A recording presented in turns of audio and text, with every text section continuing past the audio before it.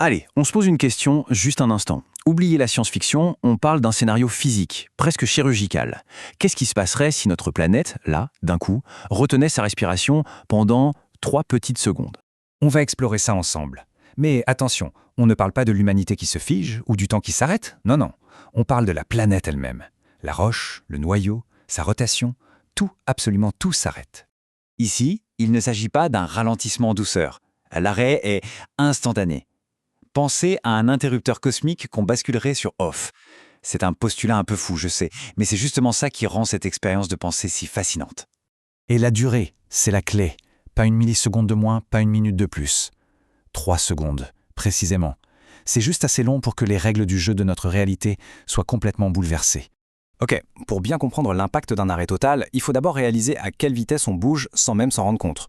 Là, maintenant, si on se trouve à l'équateur, on file à près de 1700 km/h, simplement emporté par la rotation de la Terre. C'est notre état normal, une vitesse qu'on ne sent absolument pas. Et donc, le point crucial, le voilà. C'est l'inertie. La fameuse première loi de Newton. Si la planète s'arrête net, eh bien tout ce qui est à sa surface, nous y compris, continue sur sa lancée à cette vitesse folle. Dans la vraie vie, ce serait un cataclysme absolu. Mais pour notre expérience de pensée, on va faire comme si cette conséquence-là n'existait pas. Et c'est là qu'on doit poser les règles du jeu. Parce que si la Terre s'arrêtait pour de vrai, la physique pure nous dit que ce serait la fin de tout, sans la moindre discussion possible. Ce qui nous intéresse ici, c'est de choisir d'ignorer la destruction.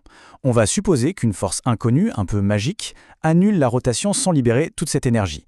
Un arrêt propre qui nous permet de nous concentrer non pas sur la fin du monde, mais sur les conséquences bien plus subtiles et franchement plus fascinantes de cette pause planétaire. Allez, c'est parti. Le chrono démarre. La planète est immobile. Quels sont les premiers dominos qui tombent? Eh bien, ce sont les forces invisibles qui nous gouvernent en permanence. On n'y pense jamais, mais elle est toujours là, cette force centrifuge. C'est elle qui, à cause de la rotation, nous pousse un tout petit peu vers l'extérieur, comme pour combattre une infime partie de la gravité. C'est pour ça qu'on pèse un poil moins lourd à l'équateur qu'au pôle. Et là, pouf, d'un seul coup, plus rien. La gravité s'exerce alors sans aucune opposition. Le résultat, on devient instantanément un peu plus lourd. Rien de dramatique, mais le corps le sentirait, c'est certain. Une sorte de pression soudaine, un micro-vertige, comme si le sol venait de remonter vers nous de quelques millimètres. Ensuite, l'air. Le vent, ce n'est rien d'autre que de l'air au mouvement, et ce mouvement est largement dû à la rotation terrestre. Donc si la rotation s'arrête, l'atmosphère se fige quasi instantanément. Plus un seul souffle, les nuages deviennent des sculptures immobiles dans le ciel. Un silence que personne n'a jamais entendu. Et ça, cette image est incroyable. Les océans, à cause de leur inertie, eux, ne s'arrêteraient pas net. Une vague déjà formée resterait suspendue au plein mouvement. Les gouttes de pluie, les embruns, tout serait figé en l'air. Le monde se transforme en un musée de l'instant T. Pendant ce temps, au cœur de la planète, l'arrêt de la rotation perturberait la dynamo qui génère notre champ magnétique. Rien de catastrophique en 3 secondes, mais ça suffirait à créer quelques anomalies. Des parasites à la radio, un GPS qui perdrait complètement le nord, peut-être même un étrange frémissement dans les aurores boréales. Bon, laissons un peu la physique de côté et passons au plan humain. Parce que l'effet le plus dingue, il ne serait pas sur la planète, mais bien à l'intérieur de notre propre cerveau. Notre système vestibulaire, ce truc dans notre oreille interne, c'est notre capteur de mouvement. C'est le gyroscope intégré de notre corps. Le problème, c'est qu'il est calibré depuis notre naissance pour un monde en rotation constante. Et quand ce mouvement disparaît d'un coup, il envoie une information que le cerveau n'a jamais eu à traiter. L'immobilité absolue. Attention, ce n'est pas le silence du fond. C'est le silence du mouvement, un vide fondamental, une sensation de flottement, de déconnexion. C'est impossible à décrire parce que personne ne l'a jamais vécu. C'est l'expérience du silence même de la planète. Et ça résume parfaitement l'étrangeté de la situation. Le monde est figé, mais la lumière, elle, continue sa course comme si de rien n'était. Les photons ne s'arrêtent pas. On pourrait donc se déplacer dans un décor parfaitement immobile, mais qui reste illuminé, vivant, une contradiction sensorielle totale. Les 3 secondes sont écoulées. L'expérience touche à sa fin. Que se passe-t-il quand on bascule l'interrupteur sur on de nouveau?